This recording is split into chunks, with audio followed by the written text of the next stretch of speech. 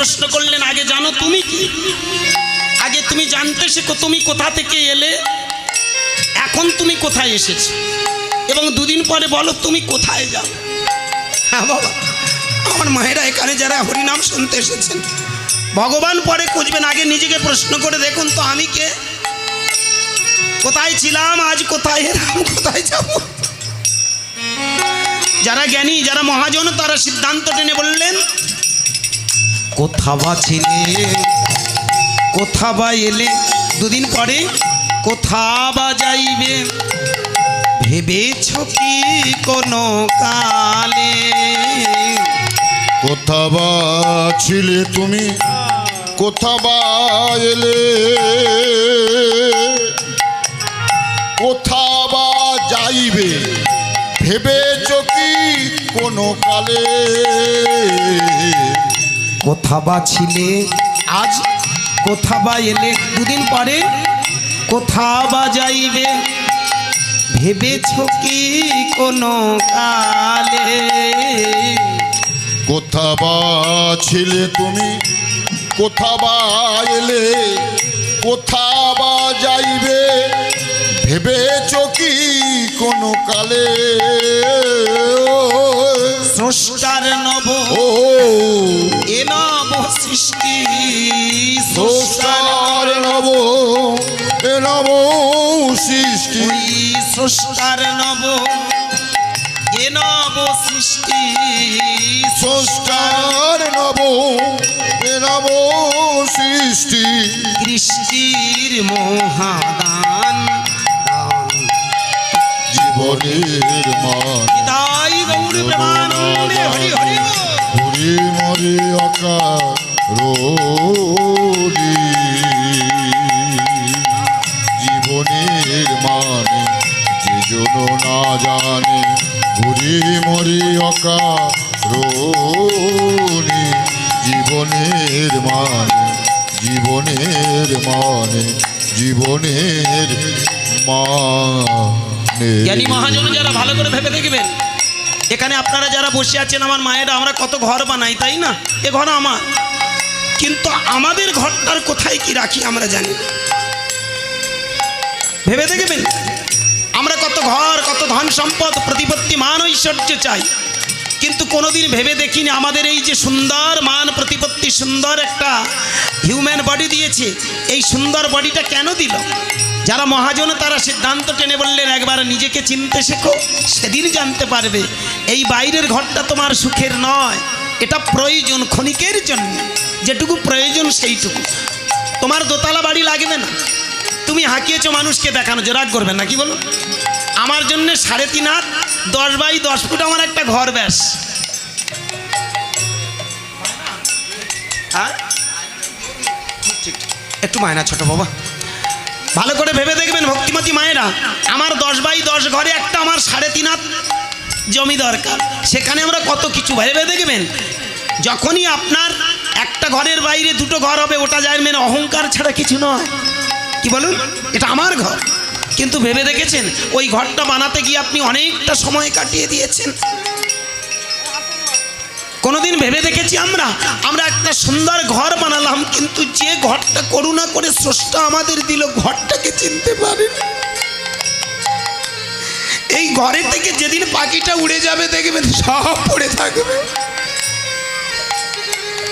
আমার নিমাই চাঁদ কাঁদতে কাঁদতে বললো, বলো না তোমরা এত অহংকার করছো, এত ধন সম্পদ প্রতিপত্তি মান ঐশ্বর্যের জন্য তোমরা এত হাউতোষ করছো, কিন্তু কোনো কালে ভেবে দেখেছো তোমার ভিতরের পাখিটা চলে গেলে সব কিছু পড়ে রবে, যেটুকু প্রয়োজন সেইটুকু নিয়ে বেঁচে থাকো, সাথে সাথে জেনে নাও তোমার আসল পরিচয়, প্রকৃত পথ কোনটা। তাই মহাজন যারা তারা বললেন, কিসেরও আসে কিসেরও নেশায়, কিসেরও আশায়, কিসেরও নেশায়, পেয়েছ কি তুমি পথেরই দিশা। কিসেরই আশায়, কিসেরই নেশায়, পেয়েছ কি তুমি পথেরই দিশা। কিসেরই আশায়, কিসেরই নেশায় পেয়েছ কি তুমি পথেরই দিশা? কিসেরি আশায় কিসেরি নেশায় পেয়েছ কি তুমি পথেরই দিশা? স্রষ্টার নব ও এ নব সৃষ্টি, স্রষ্টার নব এ নব সৃষ্টি, স্রষ্টার নব এ নব সৃষ্টি, স্রষ্টার নব এ নব সৃষ্টি। কৃষ্টির মহাদান জীবনের মানে যে জন না জানে ঘুরে মরে আকার জীবনের মানে যে জন না জানে ঘুরে মরে জীবনের মানে জীবনের মানে জীবনের মানে। প্রেম সে বলো নিতাই গৌর হরি হরি। জীবনের মানে যে জন না জানে ঘুরে মরে অকারণ। যত আপনি গয়া কাশী বৃন্দাবনে যান না, যত নিরামিষ খান না, যত মালা তিলক করেন ধারণ করেন না কেন, জীবনের আসল মানেটা জানতে হবে আমি কে। নিমাই চাঁদ বললেন মানে যদি জানতে চাও তাহলে একটু বাহু তোলো। নবাব হোসেন সাহেব দাঁড়িয়ে আছে আর হাতটা তুলিয়ে বললো আপনি হাত তুলুন, তবে তো বুঝতে পারবেন আপনি কে আমি কে। ভালো করে ভাবতেন। এই যে আপনারা সবাই মিলে বাহুটা তুলুন, আর একবার দেখি নিতাই গৌর হরি বল হরি বল। কোন দিকে তুলেছেন? উপরে তুলেছেন তো? সবাই উপরে তুলেছেন তো? এটা দিয়ে আমার নিমাই কি শিখিয়েছে? এই যে একটু আগে আপনারা বললেন হাত তোলা মানে সারেন্ডার করা, শুধু তাই নয় বাবা, হাত তোলা দিয়ে আমাদের শেখায় আমি কে। এখানে আপনারা যারা যারা বসে আছেন যদি প্রশ্ন করা যায় ওমা আপনারা কারা, আপনারা বলবেন কেন বাবা আমার বাড়ি এই গ্রামে। অনেকে বলেন বাবা আমি অনেক দূর থেকে ছুটে এসেছি। অনেকে বলেন বাবা আমি আর বলিনি সেই 1.5 ঘন্টা 2 ঘন্টা রাস্তা ছুটে এসেছি। একটা ঠিকানা দেবেন, কিন্তু না ওটা নয়। আমাদের আসল একটা ঠিকানা আছে, নিমাই চাঁদ দেখিয়ে দিল। হাত তোলো আর বুঝে নাও। এই যে বাহু তোলার সাথে সাথে আমরা কোথায় যাচ্ছি একটু মিলিয়ে নিন। এতদিন কীর্তন শুনেছেন, আমার কীর্তনটা একটু বুঝে নেবেন। অনেক কষ্ট করে অনেক বাবা ঠাকুরদের কাছে হাতে ধরে পায়ে ধরে তবে এই লাইনটা পাওয়া। হরে কৃষ্ণ। হ্যাঁ বাবা, অনেক কষ্ট করে আজকের সঞ্চয় করেছি, আপনাদের চরণে নিবেদন করছি। প্রত্যেকটা হরিবাসর আমি কথাগুলো কেন বলতে আসি জানেন? আপনারা একটু সচেতন হন, প্রকৃত কীর্তনটা জেনে নিন। নিমাই বললেন বাহু তোলার সাথে সাথে জানা যায় তুমি কে, কোথাকার মানুষ। আমরা কারা? ভালো করে ভেবে দেখুন। আমরা সবাই উপর থেকে এসেছি, ঠিক তো নাকি? উপর কোন উপর থেকে এসেছি আপনি ভালো করে ভেবে দেখুন তো। এই বাহু তোলার সাথে সাথে মনটা একটু উপরের দিকে নিয়ে যান তো। এই যে বাহু তুললাম মানে সাথে সাথে মনটা একটু উপরে তুলুন, বুঝে নিন তো আপনি কোথা থেকে এলেন। আমি এসেছি আমার বাবা মা থেকে। তাহলে আমার উপরে কে? আপনি ভগবান খুঁজছেন, আর নিমাই চাঁদ ভগবান বানিয়ে দিয়ে গেছে।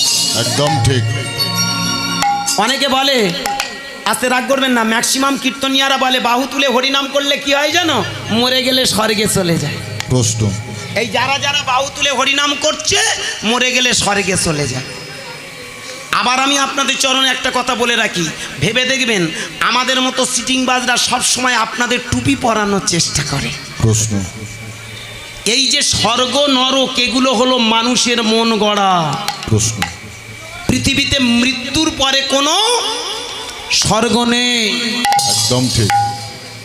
আজও আমাদের মাথায় টুপি পরায়, মৃত্যুর পরে স্বর্গ আছে। কি বলুন? কারা টুপি পরায় বলুন তো?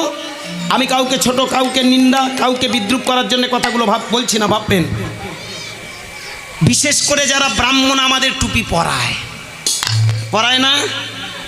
বাবা মা মরে যাক, মরে গেলে বলবে এই দেখ তুই এক কাজ কর, ভালো করে শ্রাদ্ধ কর, তোর মা স্বর্গে চলে যায়। কীর্তন শোনো বাবা। কি আমার একটা প্রশ্নের উত্তর দেবেন? সত্যি কি আমরা শ্রাদ্ধ করলে আমাদের বাবা মা স্বর্গে চলে যায়? প্রশ্ন। এটা বড় ভাবার বিষয়। এটা বড় ভাবার বিষয়। আজও আমাদেরকে ধোকা দিয়ে বোকা বানায়, অন্ধের মতো আমাদেরকে বোঝায়, আমরা অন্ধের মতো সেটা বুঝিনি।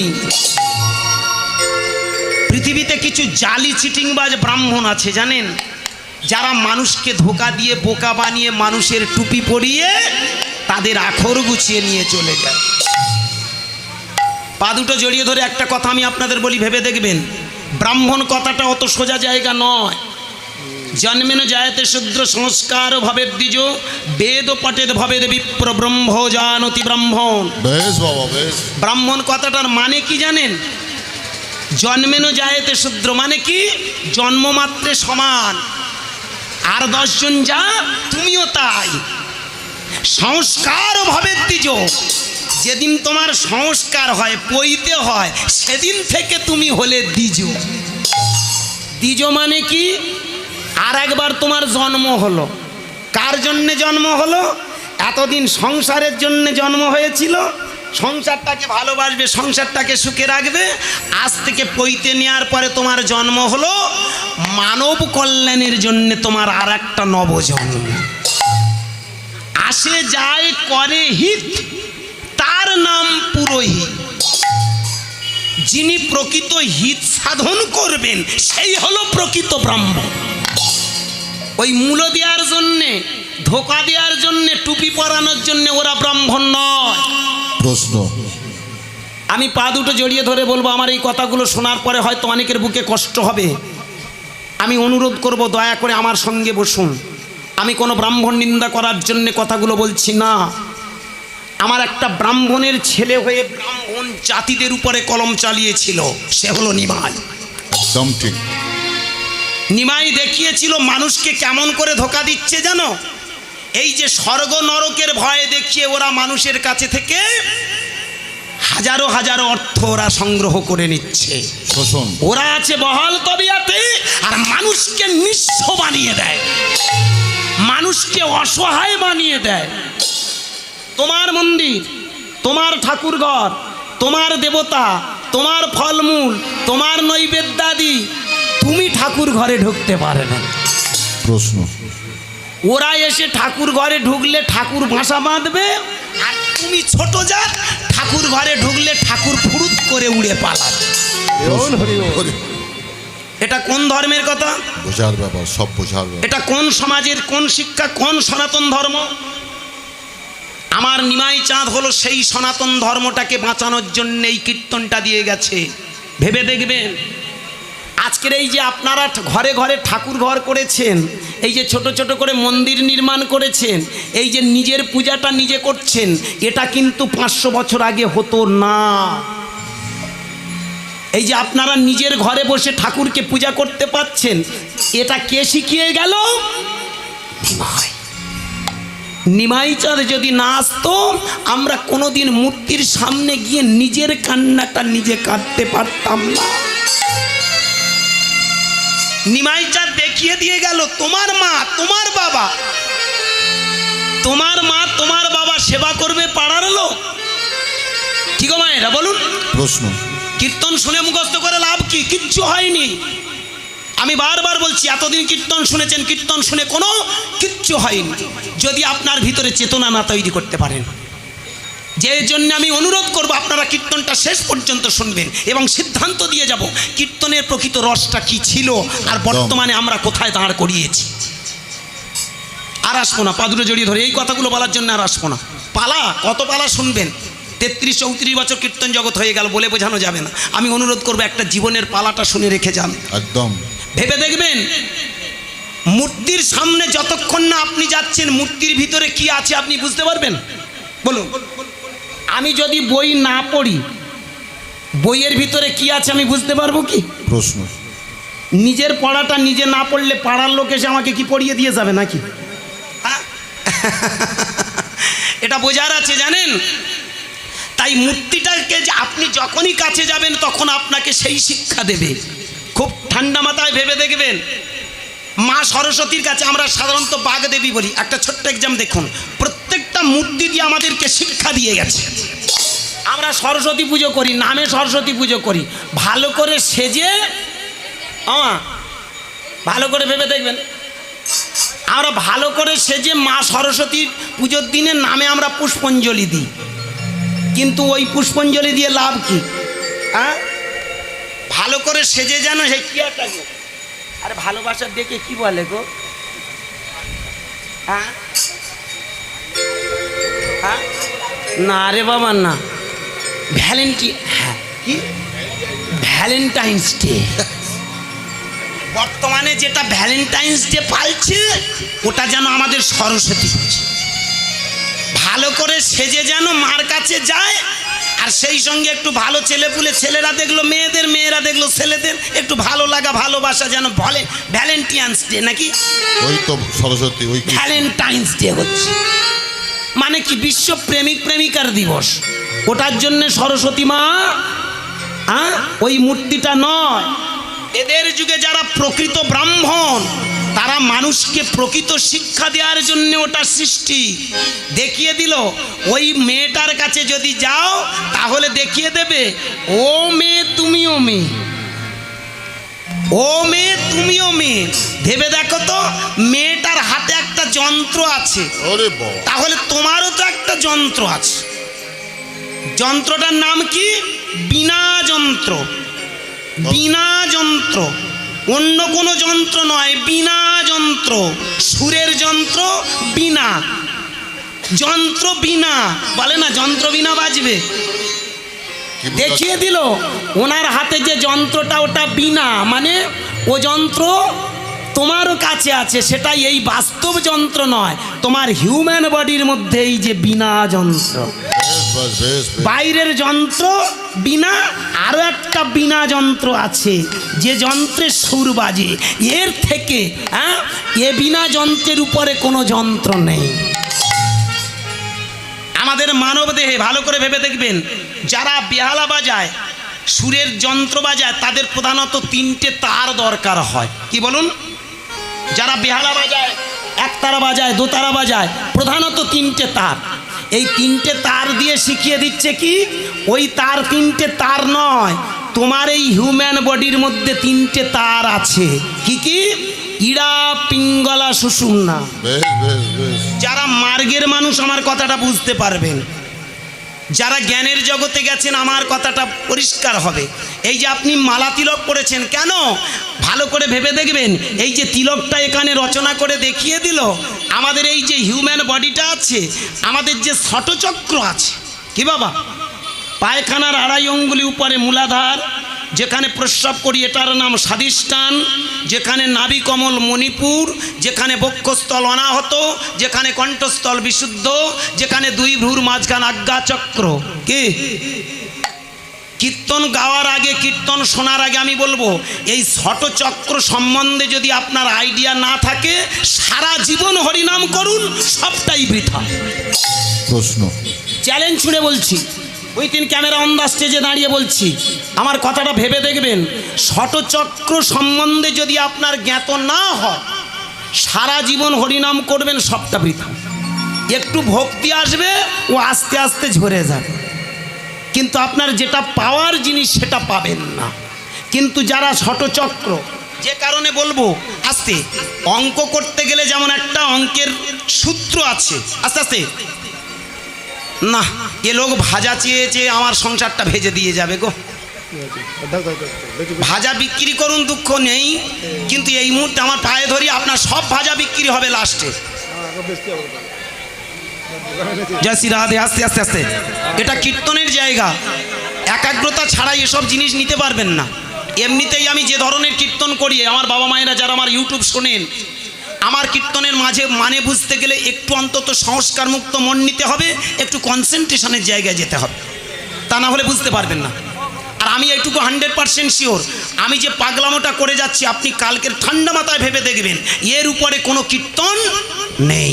প্রশ্ন, এত বড় কথা বলে গেলাম, কারণ এই ক্যামেরার সামনে দাঁড়িয়ে, হাজার লোকের সামনে দাঁড়িয়ে কথাটা বলতে গেলে বুকের পাটার দরকার আছে। আমি অনুরোধ করব, এটা আমার নয়, এ পাওয়ারটা আমার ভগবানের দান, এটা আমার গড গিফট, এটা আমার গুরু আশীর্বাদ, এটা আপনাদের মতো ভগবানের আশীর্বাদ। বেশ, বেশ। আমি ওপরের ভগবান আছে কিনা পরে ভাবি, আগে ভাবি আমার জীবন্ত ভগবানের আশীর্বাদ। একদম। আপনারাই আমার সেই ভগবান, আমি প্রমাণ করে দেব, মিলিয়ে নেবেন। ষটচক্র কি কি বলেছিলাম? মূলাধার, স্বাধিষ্ঠান, মণিপুর, অনাহত, বিশুদ্ধ, আজ্ঞা। একটা ম্যাথ করতে গেলে, অঙ্ক করতে গেলে তার একটা সূত্র জানার দরকার। এ প্লাস বি হোল স্কোয়ারের সূত্র কি আছে? আমার এ প্লাস বি হোল স্কোয়ারের সূত্র কি গো জানা আছে মা? পড়াশোনা করেছিলে ঠাকুর? বলে কি আর মনে রাখি। যারা যারা পড়াশোনা করেন কি A plus B whole square সূত্র A square plus 2ab plus B square. Correct. Hare Krishna, Radhe Radhe. কি সুন্দর আমার পাগলিমা বলে দিয়ে। আমার দেখো তোমা, তাহলে সূত্র যদি জানা থাকে অঙ্কটা মিলবে তো নাকি? আর এই সূত্রটা যদি না জানেন সারা জীবন অঙ্ক করুন মিলবেন। একটা আয়তক্ষেত্রের ক্ষেত্রফল মাপতে গেলে 20 দৈর্ঘ্য প্লাস প্রস্থ, একটা বর্গক্ষেত্রের পরিসীমা মাপতে গেলে 4 × একটি বাহুর দৈর্ঘ্য। এই সূত্রগুলো যার না জানা থাকবে সারা জীবন অঙ্ক করবেন, সব অঙ্ক ভুল। ঠিক লাইফ ইজ ম্যাথামেটিক্স, জীবনটাই অঙ্ক। আর সেই অঙ্কের জায়গায় দাঁড়িয়ে আমাদের হিউম্যান বডির মধ্যে দেখতে হবে কারা আছে। পায়খানার আড়াই অঙ্গির উপরে মূলাধার, প্রস্রাবের দ্বার স্বাধিষ্ঠান, নাভিকমল মণিপুর, বক্ষস্থল অনাহত, কণ্ঠস্থল বিশুদ্ধ, 2 ভ্রুর মাঝখানা গা চক্র। এটা দিয়ে দেখিয়ে দিল মা সরস্বতী তোমার এই ষটচক্রের ভিতরে এই যে ত্রিনাড়িটা, অর্থাৎ Ida Pingala Sushumna, master of gland in the human body. আমাদের মানব দেহের সব থেকে গ্ল্যান্ড বা গ্রোথ হলো এই দ্বিদল পদ্ম। তুমি যত বেশি এই দ্বিদল পদ্মটাকে কাজে লাগাবে আস্তে আস্তে তোমার ভিতরে সুর বেজে উঠবে। হাঁস বাহন মা সরস্বতীকে দিয়ে বলছে, হাঁস বাহন মানে কি? তোমার ভিতরে বেসুর বাজছে, ওটাকে সুরে আনতে গেলে একটু তোমার এই বিনা যন্ত্রের সুরটা তোমার যন্ত্রে বাজাও। কি কথাটা বোঝা গেল একটু? শুধুমাত্র পূজা নয়, আরো ভালো করে ভেবে দেখবেন। নারায়ণ পূজা করছি, এই কথাগুলো খুব পয়েন্টের কথা ভাববেন। নারায়ণের পূজা করি আমরা, পূজার মানে বুঝি না। নারায়ণের হাতে 4টে হাত। কি 4টে হাত? তো হ্যাঁ গো, কোনো মানুষের 4টে হাত হয়? এসব গাঁজাখুরি গল্প না প্রশ্ন। কারু 4টে হাত হয় কি মা? আস্তে আস্তে নিশ্চয় 4টে হাত হয় না, কিন্তু এটা দেখিয়ে দিল কি একদিকে নারায়ণের স্ত্রী হলো নারায়ণী, লক্ষ্মীর 2টো হাত আর নারায়ণের 2টো হাত। জানবে স্বামী স্ত্রীর এই যে 2টো হাত, অর্থাৎ লক্ষ্মী নারায়ণের যুগল রূপটা যদি তোমার ভিতরে জাগাও তাহলে দেখবে তোমার ভিতরে 4 বাহুর শক্তি জাগ্রত হবে। কথাটা ভাববেন। নারায়ণের 4টে হাতে 4টে জিনিস আছে। কি কি? একটা হাতে পদ্ম আছে, আছে না? পদ্মটা দিয়ে কি শেখাচ্ছে? ফুল নিয়ে ঘুরে বেড়াতো নারায়ণ, খেয়ে দিয়ে কাজ নেই, নারায়ণ ফুল নিয়ে ঘুরে বেড়াচ্ছে। এটা দিয়ে কি শিখিয়েছে? এটা দিয়ে দেখিয়ে দিয়েছে এই যে ফুলটা হলো কমল। কমল কমল, কওকার মূল কমল মানে নরম, কমল কমল মানে হলো পদ্ম। ভালো করে ভেবে দেখবে কি সুন্দর একটা কথা। কমল, তোমার এই যে হিউম্যান বডির মধ্যে তোমার যে চক্রগুলো আছে বড় কমল ফুলের মতো, সেই কমলের উপরে যদি তুমি সুরের সাড়া লাগাও আস্তে আস্তে দেখবে তুমি বি লাইক ফ্লাওয়ার, ফুলের মতো সুন্দর হয়ে যাবে আস্তে আস্তে। তাই তুমি ওই ফুলের মতো তোমার মনটাকে ফুলের মতো তৈরি করো, তাই না? হাতে শাঁখ, শাঁখটা দিয়ে কি শেখায়? শাঁখের মধ্যে লুকিয়ে আছে একটা ধ্বনি। শাঁখটা বাজাবেন একটা ধ্বনি বেরোয়। কি?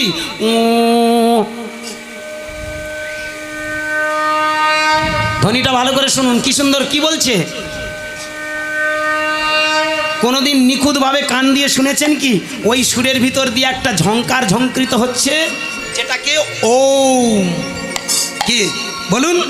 শাঁখের ভিতর দিয়ে যে নাদ ব্রহ্মধ্বনি। আপনার ঘরে শাঁখটা কেন বাজানো হয়? ওই ওঙ্কার ধ্বনিটা হলো আদি বীজ, আদি মন্ত্র, আদি সুর, সাউন্ড এনার্জি, শব্দ ব্রহ্ম, প্রণব মন্ত্র। ভালো করে ভেবে দেখবেন, আপনি যত যত গুরুর কাছে যান না কেন, দীক্ষা নেবেন, প্রথমে ওঙ্কার ধ্বনি করবেন। অউম, সৃষ্টি স্থিতি প্রলয়। আপনি যে দেবতাকে ডাকবেন প্রথমে ওঙ্কার জপ না করে কোনোদিন কোনো দেবতার পুজো হয় না। হয় মা? মিলিয়ে নেবেন। মা কালীকে ডাকবেন, ওং সর্বমঙ্গলে শিবে সর্বার্থ সাধিকে শরণ্যে ত্র্যম্বকে গৌরী নারায়ণী নমস্তুতে। ওং কি? প্রথমে ওং না? আপনি মা দুর্গাকে ডাকবেন, ওং দুর্গায় চরণায় নমঃ। সূর্যদেবকে ডাকবেন, ওং জবা কুসুম শঙ্কাশন কাশ্যপ্যাং মহাদূতিম ধান্তন প্রণতস্মি দিবাকরম। কি? তাহলে ওংটা হলো বীজ। একটা বড় গাছের যেমন একটা বীজ থাকে, এই বিশ্ব ব্রহ্মাণ্ডের সৃষ্টির ধ্বনিটা হলো ওম। সেই ওং শব্দটা হলো শাকের মধ্যে। তুমি যতই ধ্বনি করবে, ওই ধ্বনির সাথে সাথে তোমার হিউম্যান বডির মধ্যে ওই ধ্বনিটা প্রতিধ্বনিত হবে। আর যত প্রতিধ্বনিত হবে, তোমার ভিতরে এই যে ষটচক্রের আলোড়ন সৃষ্টি হবে। এই যে যারা কৃষ্ণ কৃষ্ণ ও, রাম ও, নারায়ণ ও, ওটা কি? ওটাই হলো আমাদের বীজ মন্ত্র।